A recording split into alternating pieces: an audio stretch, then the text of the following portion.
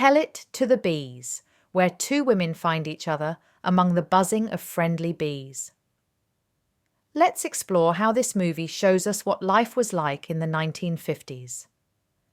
Back when many hearts had to hide their love, a kind beekeeping doctor meets a brave mom starting a new life. Through gentle bees who keep their secrets, we get to peek into a world where love had to be as quiet as a whisper. Without further ado, let's dive into the story of Tell It to the Bees. In a small, quiet town, a boy named Charlie found something special in the garden of a lady doctor named Jean Markham. It wasn't just plants or flowers. It was bees. Jean had hives, and Charlie was fascinated. She told him that bees listen, that you can whisper your secrets to them and they'll stay. Maybe, just maybe, they'll even keep those secrets safe. Charlie's life wasn't easy. His mother, Lydia, was struggling. His father had left them, and they were behind on rent. She did her best, but the weight of everything made her sad, and Charlie saw it. He didn't know how to fix it, but he did know that Jean was kind, and her world of bees and books felt like a place where things made sense. One day, Charlie got hurt while playing, and Jean helped him. It was just a small accident, but she treated him like he mattered, like he wasn't just some kid running around town. She was a doctor, just like her father had been, and she had returned to this little town even though people weren't sure what to make of a woman in that role. She didn't seem to mind. She had her bees, her home, and her quiet way of observing things, just like she watched over the hives. Charlie started visiting more often. He'd watch the bees with Jean, ask questions, and learn about how they lived. He liked the idea that they were mostly girls, working together, creating something sweet. Jean gave him a notebook so he could write down things he noticed. How the flowers bloomed when the bees were active, little details that seemed to matter. At home, things were getting harder. The landlord was knocking, reminding Lydia about the overdue rent. She did her best to smile through it, but it was wearing on her. Charlie saw her sadness, like a shadow that followed her around. He tried to cheer her up, even asked her to dance, but she was tired. Life had taken so much from her already. One day, Charlie came home with books. Not from the library, but from Jean. Lydia didn't know what to think. Why was this woman giving her son gifts? Why was Charlie spending so much time at her house? She confronted Jean, not angrily, but cautiously. It wasn't about books or bees. It was about trust. Jean, calm as ever, explained that Charlie was welcome any time. There was no bribery, no hidden agenda, just kindness. Lydia saw it then. This wasn't someone trying to take something from them. This was someone who saw her son, really saw him, and wanted him to have a place where he felt safe. The town, however, wasn't as open-minded. Jean was different. She was a doctor, but she was also a woman living alone, keeping to herself, doing things in ways people weren't used to. That made people suspicious. And in a town where gossip spread faster than the wind, being different was dangerous. Charlie, unaware of the whispers, kept visiting. He told the bees his secrets, just like Jean had told him to. He whispered to them about his mother's sadness, about how he wished things were easier. Maybe, just maybe, the bees would listen. Jean and Lydia started talking more. What began as short, polite exchanges turned into longer conversations. Jean wasn't just smart, she was understanding. She saw the weight Lydia carried, the loneliness she tried to hide. Lydia, in turn, saw something in Jean too, a warmth beneath the quiet, a kindness that wasn't forced. One evening, as Lydia rushed to get ready for work, she realized her shoes didn't match. Jean laughed, gently teasing her. It was the kind of moment that felt normal, like something between friends. But beneath it was something else, something unspoken. A pull, a spark. And just like that, something started to shift. The town of Dunloth always felt a little different, almost like time didn't touch it. It was the kind of place where old stories and new people mixed together. Lydia wasn't from there. She had come from near Manchester, but she had to move when she found out she was going to have Charlie. She and his father, Rob, settled in Dunloth, but things didn't go as she had hoped. Rob had to go back to the war, leaving Lydia behind with a baby and a voice that sounded different from everyone else's. When Rob finally returned, he was not the same. It was as if a part of him never really came back home. He was distant, and Lydia felt alone, except for Charlie.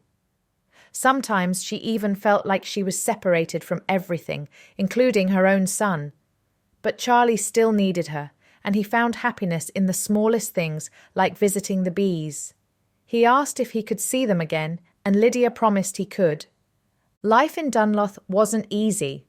Rob had stopped paying the rent, and Lydia had no choice but to find a way to survive. She worked at the mill, but there were already too many workers and not enough hours to go around. People whispered about her, wondering why Rob had chosen her. Even at work, she struggled to fit in. Charlie, like any little boy, saw things differently. He was curious and full of energy. He ran around the streets, always searching for something. One day, he found an old toy and started playing with it, even though it wasn't his. Lydia tried to tell him that it wasn't a toy, but she knew he missed his father. He needed something to hold on to, something that reminded him of Rob. Rob, however, wasn't there for them. He had left completely, disappearing into the world without looking back. Lydia was left trying to figure out how to take care of herself and Charlie. She thought about leaving Dunloth, but she didn't even have enough money for train fare. She wrote to her father hoping for help, though she wasn't sure if he would answer. Lydia wasn't the only one struggling. Many women in town had hard lives, working long hours and keeping quiet about their troubles. One woman, sick with a throat infection, kept going to work even though she should have been resting. They all did what they had to do without complaining. Meanwhile, life in Dunloth carried on as usual. People went about their business, meeting in the pubs and at the races, where the dogs ran fast and men placed bets. Rob was probably out there somewhere, never staying in one place for too long. He was restless, always running from something, never settling down. Lydia had met someone else, someone kind. He listened to her when she spoke, and he cared about what happened to her. He even brought books for Charlie. She wanted to tell him everything, how Rob had left them, how she couldn't afford the rent, how she was thinking of leaving. But when the moment came, she wasn't sure if she should. Instead, she thanked him for the books and went on her way. Not long after, she found out she was going to be evicted. She had no choice but to figure things out for herself and for Charlie. Rob wasn't coming back to help. He had never really been there to begin with. She wasn't alone in her struggles. Another woman in town had been feeling pain ever since she had her son, 10 years ago. She went to the doctor, but the answers weren't comforting. The town had promised medicine for all, but now they were charging for prescriptions. Even the ones who were supposed to help people, like solicitors, charged just to have a conversation. Meanwhile, Lydia's friend was trying to help where she could. She was raising a child, but she had no help herself. She didn't like the idea of a stranger in her house, afraid they might discover too much about her. Another man, Jim, tried to comfort her, saying they could just sit together and talk about the world, complaining about things like British politics until they were old. Maybe they could even be happy. Lydia wasn't sure, but she promised to think about it. Then disaster struck. Charlie's sandwich was left on the side as he rushed out, and Lydia was caught up in work. Suddenly, a terrible accident happened. Scissors got stuck, ruining everything, and one of the men at the mill was furious. The machines never stopped, and neither did the stress. The town and its endless mills felt suffocating, and Lydia was tired of it. Then, something even worse happened. Connie, the little girl Lydia had tried to keep away from sickness, had fallen ill. Lydia had tried her best to protect her, but their tiny home made it impossible to keep her safe. She went to Mrs. Buick hoping for help, but the situation was already out of her hands. Charlie, meanwhile, had his own troubles. He was running through the streets searching for something, looking lost. Lydia found him and tried to get him to tell the truth, but he hesitated. Something was wrong, but he wouldn't say what. Then everything came crashing down. Lydia lost her job. She had tried so hard to keep things together, but in the end it wasn't enough. She was left standing in the street with no job, no money, and no way to make things right. The world kept moving around her, but for Lydia, it felt like everything had stopped. So one day she went out for a drink and ended up dancing with a man whose name she didn't even ask. It seemed like something fun, but she felt bad about it later, thinking it might make people judge her. But she didn't feel like she did anything wrong. She explained that the other day things had been so cold between her and someone, and now, all of a sudden, she was in a totally different situation. A little girl had passed away that day, and it hit her hard. She kept thinking, if only I had visited her earlier, or if she had called me. She felt guilty, like maybe she could have done something to help. After that, she found out that her family had been kicked out of their house. The last housekeeper had left when her father passed away, and it felt like everything was falling apart. She and her family ended up staying in a new place, and even though the house had been empty for years, they had no choice but to make it work. The room was dusty and forgotten, but it was theirs now. She even thought of putting her child Charlie in there, even though it used to be her bed. She was trying to make the best of it, even though things felt strange. It was a tough time for everyone, but she did her best to keep things light, joking about how the bed probably wouldn't survive Charlie jumping on it. One day she talked to someone about bees. Did you know that bees have 5 eyes and 1 bone in their body? It was a weird but interesting thing to talk about. She also explained how bees communicate with each other, not by talking, but by dancing. She said that if you watch them closely, they were always telling each other things through their movements. It made her smile, thinking that maybe the world worked like that too, in its own way. Things were complicated, but she tried to find joy in the small things. She started helping out around the house, and even when she had nothing, she kept going. There was this old bike that someone was about to throw away, and she decided to fix it up. It just needed a little oil, and suddenly it was as good as new. She was always doing things like that, fixing things and making do. It was how she got through hard times, keeping busy and not letting herself get too sad. Even though everything around her seemed to be falling apart, she stayed true to herself. She remembered how every Saturday she used to go out and dance until her shoes wore out. When they were too old, she would dance barefoot. It was her way of staying free and happy, no matter what was happening in the world around her. But life wasn't always easy, and sometimes people would question her. One person even asked her how she could be so true to herself, and she just replied, "I can't help it." One night, things took a turn when her son, Charlie, got into trouble. It was freezing outside, and she had to be careful. She ended up with a little help from Dr. Markham, a kind person who helped them when they had nowhere else to go.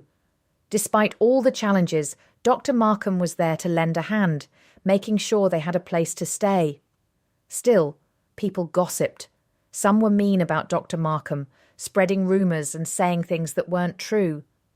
But she didn't let it bother her too much.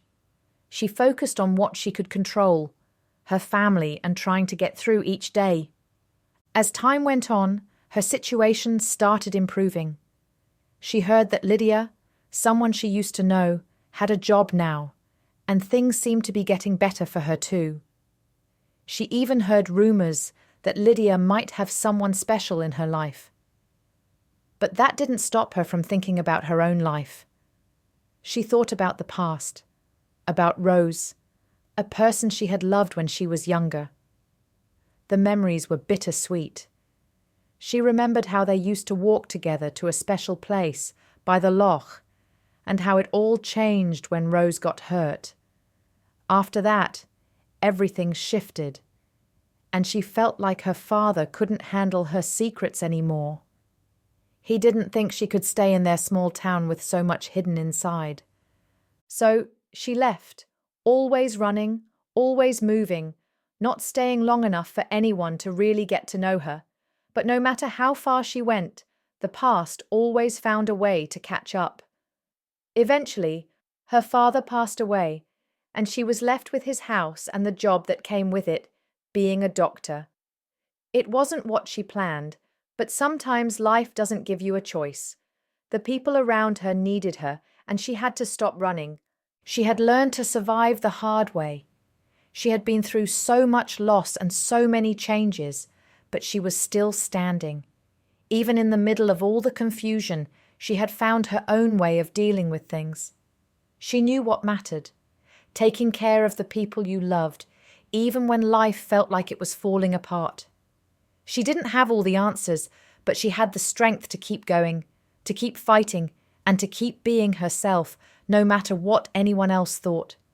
It wasn't easy, and it wasn't always fair, but that's how she lived her life, and in the end, it was enough.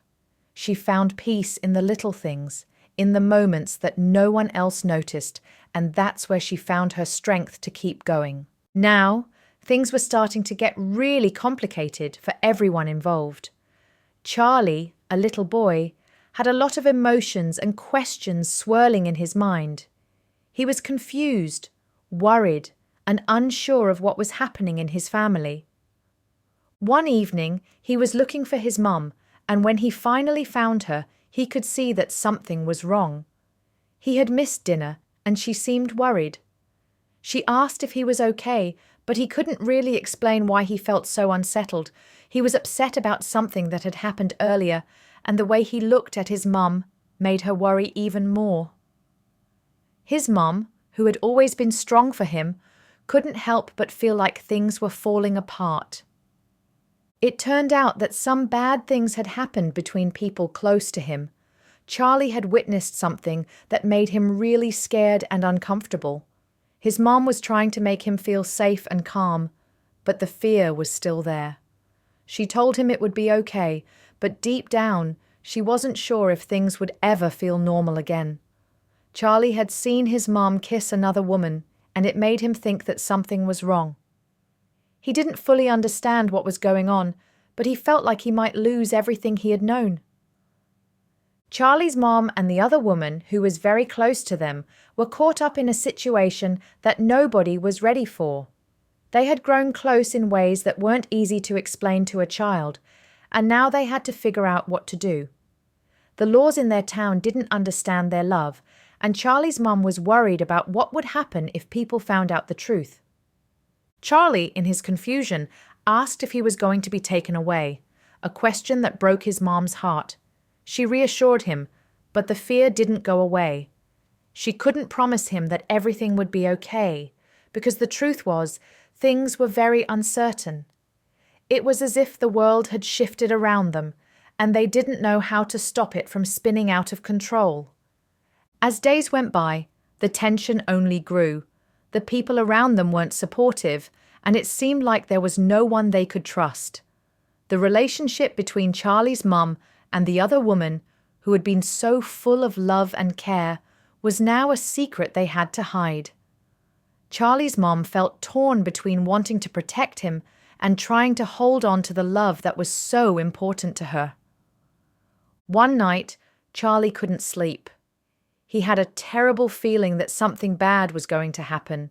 He thought someone might come and take him away from his family. His fears made him feel even more isolated. Charlie's mum, trying to comfort him, asked why he thought such a thing. She didn't know how to explain everything to him, so she simply told him that everything was fine. But Charlie couldn't shake the feeling that something was wrong, and that fear stayed with him for a long time.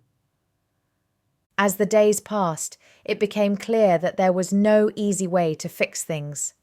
Charlie's mom had to face the difficult reality that the law might not protect her and that people around her might not accept her love. But she couldn't let go of it, no matter how hard things got. She was determined to stay with the person she cared about, even if it meant making difficult choices.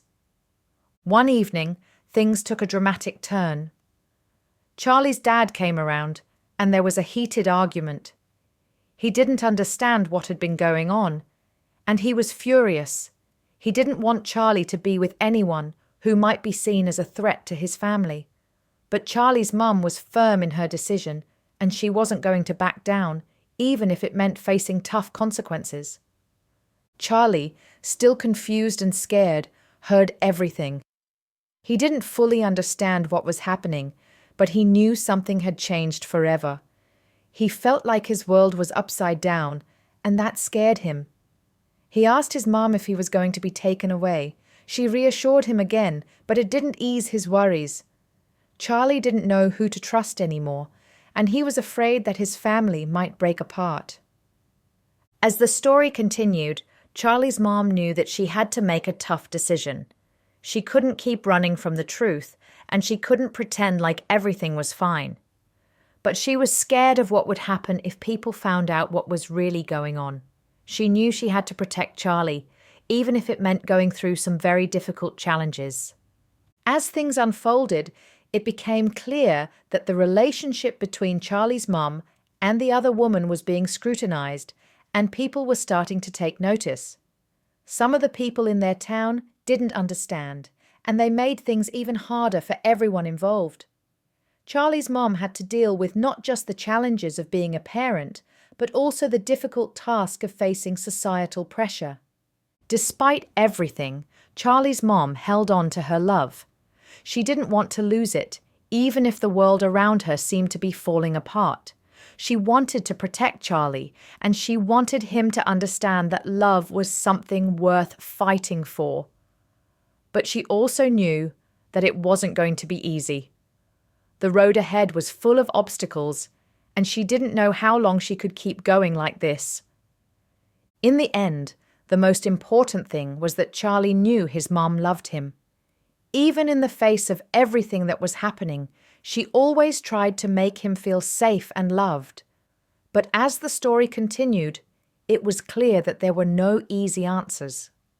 Charlie and his family were caught in a web of confusion, fear, and love, and they had to figure out how to move forward, no matter how difficult it was. In this part of the story, things get more complicated for the characters. Lydia is very upset because she wants her son Charlie back, but she knows that if she tries to take him from his father, Robert, there could be serious trouble. She's feeling torn, and even though she loves Charlie so much, she's not sure what to do next. She wants to keep him safe and make things right. Jean, who has been close to Lydia, is also feeling a lot of emotions. She wants to help Lydia, but she knows that the situation is getting more dangerous.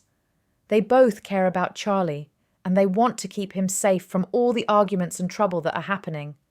It's hard to understand because there's so much happening at once. At the same time, Annie, another important character, is in trouble. She is hurt, and the people around her are doing their best to help her, but it's a really tense moment. Everyone is worried about what might happen next. There's a lot of stress, and they don't know how things are going to turn out.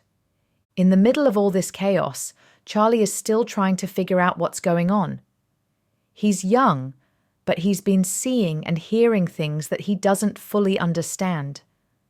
It's like he's caught in the middle of a big storm, and he just wants everything to be okay again.